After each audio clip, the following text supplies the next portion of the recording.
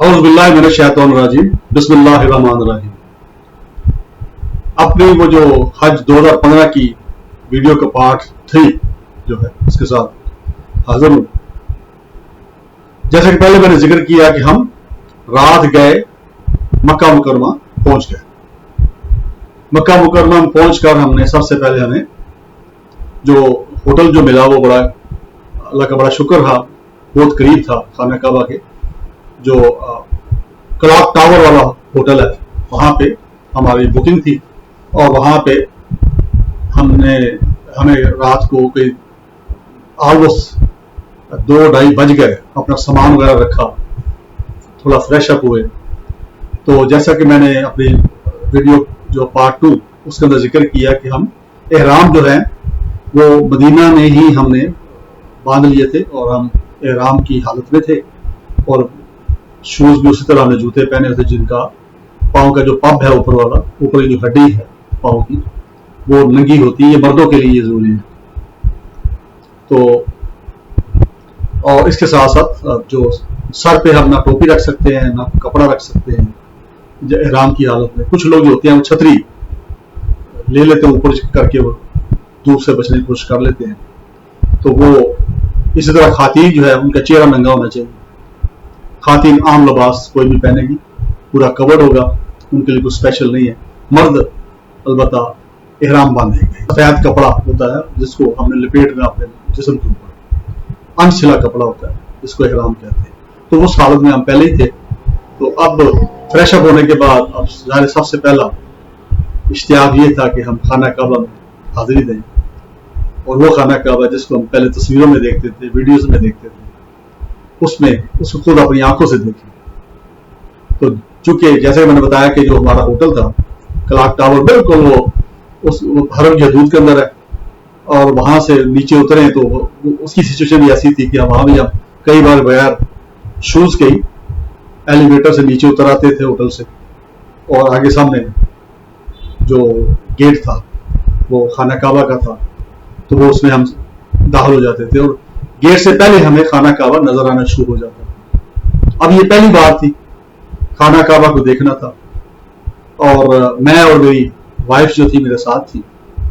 हम जब नीचे उतरे हैं और होटल से दरवाजे से बाहर निकले तो सामने बिल्कुल मेरा ध्यान पड़ा, सामने खाना काबा नजर आ रहे हैं। तो लोग कहते नहीं थे कि जब पहली नजर पड़े तो आंख झपके बगैर फिर दुआ जो मांगे तो वो कबूल होती है बड़ी। तो आंख नहीं झपकनी चाहिए, कोशिश करनी चाहिए आंख झपकने तक जितनी दुआएं मांग सकते हैं आप जरूरी मांग लें।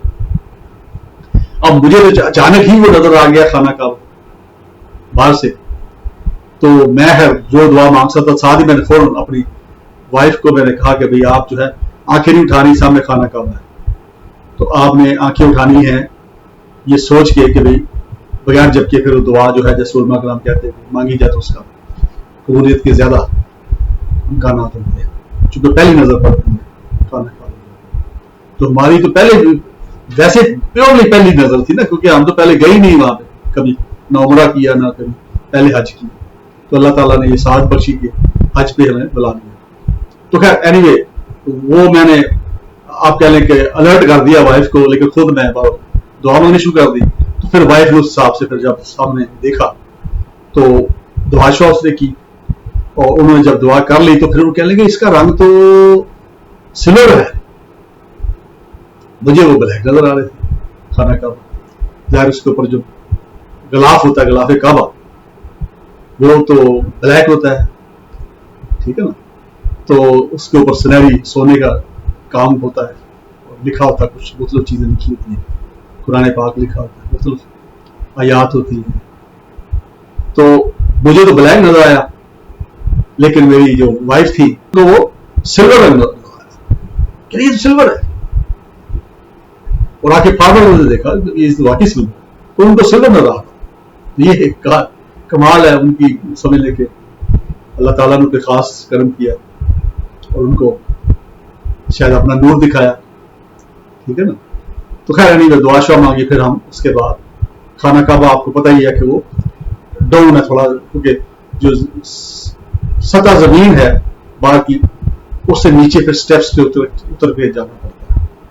तो खैर हम आगे जो भी रास्ता, क्योंकि साइड में बनाए हुए मुख्तलिफ रस्ते बनाए हुए जिससे सीढ़ियाँ नीचे जाती हैं। हम नीचे गए, नीचे जाके फिर हमने उसका तवाफ किया। तवाफ करने के बाद फिर सफ़ा और मरवा के दरमियान वो जो होता है प्रोसेस, उम्रा का जो हिस्सा है वो हमने प्रोसेस किया। ये करते कराते हमें ऑलमोस्ट आप कह लें कि फजर का टाइम हो गया। नमाज फजर भी वही अदा की बाजमात। उससे पहले नवाफिल जो होते हैं वो पढ़े और कोशिश करते हैं मकामी इब्राहिम की तरफ से पढ़े जाए, वो पढ़े। और वो पढ़ने के बाद फिर सफा मरवा के बाद हमारा जो उम्रा है वो कंप्लीट हो गया। अब इसके बाद बाल कटवाने थे। खातीन जो है उन्होंने एक लट काटनी होती है, वो तो होटल में आके खातीन अपने कमरे में खुद ही कैंची के साथ अपनी एक लट काट लेती हैं तो वो हो जाता है।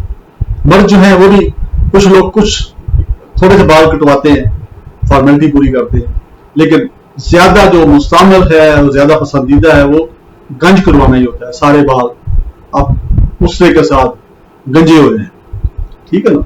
लेकिन अल्लाह ताला जो है उसके हम गुलाम हैं और उसकी गुलामी में हम पहले भी हैं अपनी सारी जिंदगी में, और वहां पर तो खास तौर पे हम गए हैं, गुलाम बन के गए हैं। और अब वहां पे हमारा कुछ भी नहीं, जिस लिबास ने हुक्म दिया उस लिबास में हमें खुशबू हमने नहीं लगानी जब तक हम एहराम की हालत में कोई खुशबू नहीं, खुशबू वाला साबुन इस्तेमाल नहीं करते। लोग साबुन ले जाते हैं, बगैर खुशबू वाला मिल जाता है, वो लोग ले जाते हैं तो वो ले जाते हैं। और एहराम की हालत में हमें सोना है, एहराम की हालत में हमें रहना है जब तक हमने उम्रा कर नहीं लेना। उसके बाद फिर हज के यहाँ में फिर एहराम हम बांध लेते हैं, लेकिन ये उम्रे की मैं फॉर्मेलिटी बता रहा हूँ।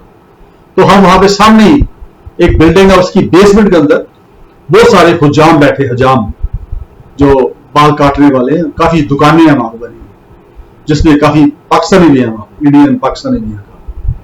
तो वहां पे बड़ा वो महंगा भी नहीं, तो बड़ा सस्ता ही था। और वो हम पूरा एक ग्रुप थे, चूंकि पूरे इकट्ठे गए थे, तो हमने वहां पे एक ही दुकान के साथ उनके साथ मामला तय करके तो हम सब ने फिर गंज ही करवा लिया। हम गंजी हो गए, हम वापस फिर होटल में आ गए, क्योंकि सारी रात के जागे हुए थे और उससे पहले हम पूरा दिन सफर किया था, सारी रात आधी रात भी सफर किया था। तो फिर हमने नाश्ता वगैरह किया और नाश्ता करने के बाद फिर होटल में आके थोड़ी देर की रेस्ट की, और फिर आप क्या लेंगे इसी तरह फिर एक सिलसिला रहा कि जब तक वो अयाम शुरू नहीं हुए, हज के अयाम, उस वक्त तक हम इसी होटल के अंदर रहे, यानी बिना जाने से पहले इसी होटल में रहे और यहीं पे क़याम किया। और यहाँ पे फिर वही फीज़ और ज़कात खातीन जो थी उनके लिए इजाजत थी, हर होटल के अंदर स्पीकर लगा हुआ था और अजान वगैरह और जमात की वो सारी जो थी, जो हमारे इमाम थे खाना काबा के, उनकी आवाज आ रही थी जमात जब करवाते थे वो सारा। तो खातीन के लिए अगर जाना चाहें तो चली जाएं, खाना काबा में चली जाती थी मोस्टली। अगर कभी कभार रह गई है किसी वजह से तो फिर कमरे में नमाज पढ़ लेती थी उसी के साथ मिलकर, जमात के साथ। फिर एक प्रेयर रूम भी बना था हमारे इस होटल के अंदर। उस प्रेयर रूम के अंदर भी कुछ लोग जो थे बाज का अगर नहीं पहुंच सकते या रश ज्यादा अंदर हो गया, अंदर नहीं जा सकते, तो फिर वो प्रेयर रूम जो है वो भी खाना काबा का एक हिस्सा है, हरम का हिस्सा है। वहां पे उन्होंने एक आप कह लें कि कुछ किलोमीटर तक वो मक्का के अंदर एरिया जो डिक्लेयर हुआ है, उधर अजीजिया जो है वो भी और मिना भी, ये सारे एरियाज डिक्लेयर हुए हैं, ये हरम का हिस्सा डिक्लेयर हुआ है। तो उस वहां पे नमाज पढ़ने का सवाब वही है, वो खाना काबा में नमाज या हरम के इलाके में नमाज पढ़ने का सवाब 1 लाख नमाज के बराबर है और मदीना मुनव्वरा में 50,000 के बराबर। तो वहां पे हम उसी तरह पे रूटीन थी कि जाना है, जाके नमाजें पढ़नी है वहां पे, ज्यादा ज्यादा कोशिश करते थे वहां वक्त गुजारे खाना काबा के अंदर, तवाफ करें, क्योंकि तवाफ एक ऐसी इबादत है जो आप कहीं नहीं कर सकते। नमाज आप कहीं भी पढ़ सकते हैं, नफल आप कहीं भी पढ़ सकते हैं, लेकिन तवाफ आपको खाना काबा में जाके करना पड़ता है। तो इसलिए जब खाना काबा में जाएं तो कोशिश करें ज्यादा से ज्यादा तवाफ करें, ताकि वो इबादत जो कि हम यहाँ नहीं कर सकते वो वहां पे हम करते रहें। और तवाफ के दौरान अलबत्ता यह है कि नजरें नीचे रख के तवाफ करना चाहिए, लेकिन मुझे बड़ा अच्छा लगता था, मैं खाना काबा की तरफ देखता था और दिल में खुशी सी महसूस होती थी कि मैं इधर आया हुआ हूँ और अल्लाह ताला ने इस पे करम किया है। बड़े वाक़े अल्लाह ताला देते रहे कि जब भी दिल करता था खाना काबा की दीवार के साथ लग जाते थे ٹھیک ہے, اور عقیدت کے ساتھ اس کو چومتے بھی تھے. اور ایک بار تو میں نے اپنی وائف کو, چونکہ رش بڑا ہوتا ہے آپ کو پتا ہے, پھر حج کے یہاں, تو میں نے کوشش کر کے کھڑے ہو کے سامنے, تو اس کو میں نے وائف کو اپنی کو ان کو وہاں پہ میں نے نفل بھی ادا کروا دیے خانہ کعبہ کی دیوار کے بالکل ساتھ. تو یہ ایک معمول ایک بن گیا, ایک چسکا پڑ گیا کہ جب بھی جانا تو آپ کے لیے تو ہم خانہ کعبہ کی کسی کو تکلیف پہنچائے بغیر بس اس طریقے سے چلتے تھے کہ آہستہ آہستہ کر کے ہم اس دیوار کے پاس پہنچ جاتے تھے خانہ کعبہ, اور اس کو پھر ہاتھ لگانا, اس کو عقیدت کے ساتھ چومنا بھی وہ ہم کرتے رہے.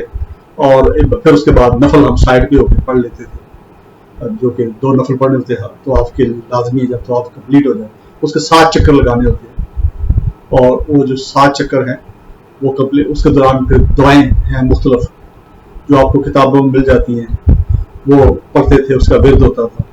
اور اس طریقے سے کئی ہمارے حجاج کرام پھر وہاں سے نکل کے گئے, اور پھر دوبارہ ایک ایریا جہاں سے پہنچ کے آپ دوبارہ جب آئے تو پھر دوبارہ عمرہ بھی کر سکتے ہیں. تو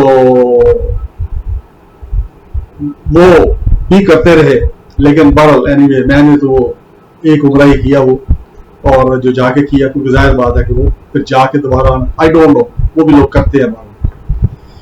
تو اس طریقے سے وہاں پہ دنوں کا پتہ ہی نہیں چلا, یعنی ہوٹل ہے اور خانہ کعبہ ہے, خانہ کعبہ ہے اور ہوٹل ہے, عبادات ہو رہی ہیں اور اللہ کے مہمان ہیں وہاں بنے ہوئے ہم. اور اس طریقے سے ایک پھر وقت وہ آ گیا کہ جب ہم نے اب ہوٹل سے نکل کے ہم نے جانا, اب تھوڑی دیر کے لیے ہمیں عزیزیہ میں ٹھہرایا گیا. وہاں سے عزیزیہ میں کوئی 1 آدھ رات ہی ہم ٹھہرے ہوں گے, وہاں بندوبست کیا تھا, وہیں پہ ہمارا سامان رکھا ہوا, تو سارے لوگ پھر ادھر شفٹ ہو جاتے ہیں, اور وہاں سے پھر ہم نے مینا جانا تھا. تو البتہ یہ ہے کہ اس سے پہلے ہمارے جو ٹور آپریٹر تھے ہمارے ساتھ تھے, فاروق صاحب, انہوں نے بڑی محبت کی, شفقت کی, کہ انہوں نے جس طرح مدینہ منورہ میں ہمیں سیر کروائی, اور مختلف جو زیارات تھی, مختلف مساجد تھی, جنت البقیع تھی, وہ دکھایا, اور غزوہ احد جہاں پہ ہوا, پہاڑ احد کا, وہاں وہ دکھایا, کھجوروں کے باغ دکھائے.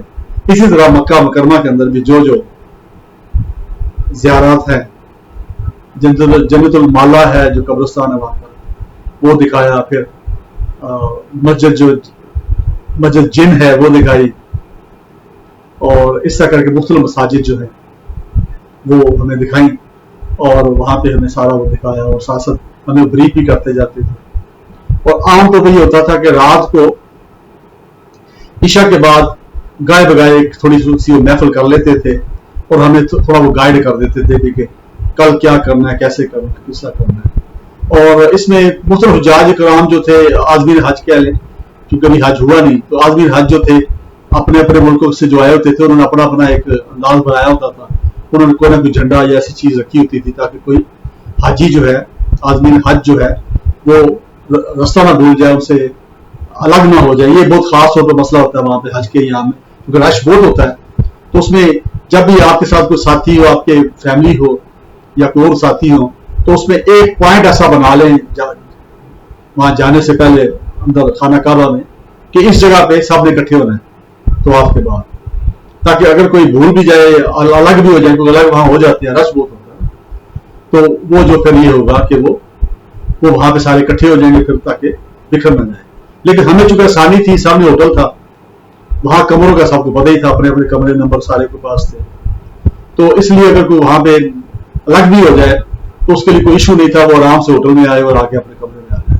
تو یہ ہمیں بڑی آسانی تھی. لیکن وہ لوگ جو سرکاری اسکیم کے تحت جاتے ہیں, جن کی رہائشیں ذرا دور ہوتی ہیں, ان کے لیے مسائل بن جاتے ہیں, چونکہ ان کو اپنی رہائشوں کا ایڈریس بھی نہیں پتا ہوتا, رستے بھی نہیں پتا ہوتے, تو وہ پھر کئی بار بھول جاتے ہیں.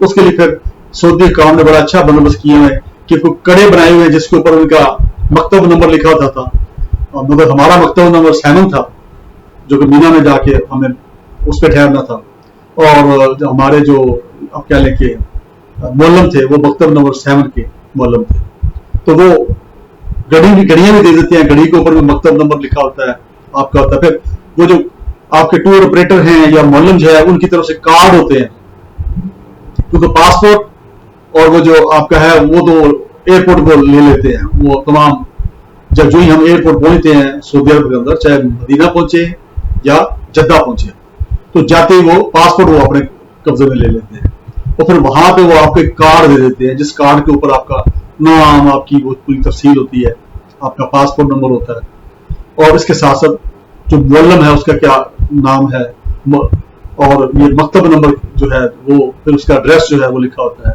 फोन नंबर लिखे होते हैं, ताकि अगर कोई वहां से बिखर जाए, अलग हो जाए, तो फिर उस तरीके से वो उनको वहां पहुंचाया जा सके और राब्ता हो सके। तो ये बड़ा अच्छा बंदोबस्त है। गले में भी लोग वो डाल लेते हैं कार्ड्स, और हाथों में बताया कड़े भी पहन लेते हैं, सब चीजें भी होती हैं, तो वो काफी अच्छा बंदोबस्त है। लेकिन इसके बावजूद भी कई बार कोई बुजुर्ग खातीन या बुजुर्ग जो मर्द होते हैं जो देहात से गए होते हैं, पढ़े लिखे नहीं होते, तो कई बार उनको हमने देखा कि बिछड़े हुए, फिर उसके बाद फिर वो चूंकि उनके पास ये चीजें होती हैं और वो फिर तो पासपोर्ट जो है वो वापसी के वक्त फिर जद्दा एयरपोर्ट पे मिलते हैं। अगर जद्दा से आप वापस आ रहे हैं तो जद्दा एयरपोर्ट, अगर मदीना मुनव्वरा की एयरपोर्ट से वापस आना तो फिर वहां से आपको आपका मुअल्लम आपको पासपोर्ट वहां पे देता है वापस, तो फिर आप वापसी का सफर करते हैं। तो ये फिर वीडियो लंबी हो जाएगी, तो वो पार्ट नंबर 4 जो है उसके अंदर ये मैं सारी चीजें कवर करूंगा। मुझे अपनी दुआ में याद रखिए। बहुत शुक्रिया। अस्सलाम वालेकुम।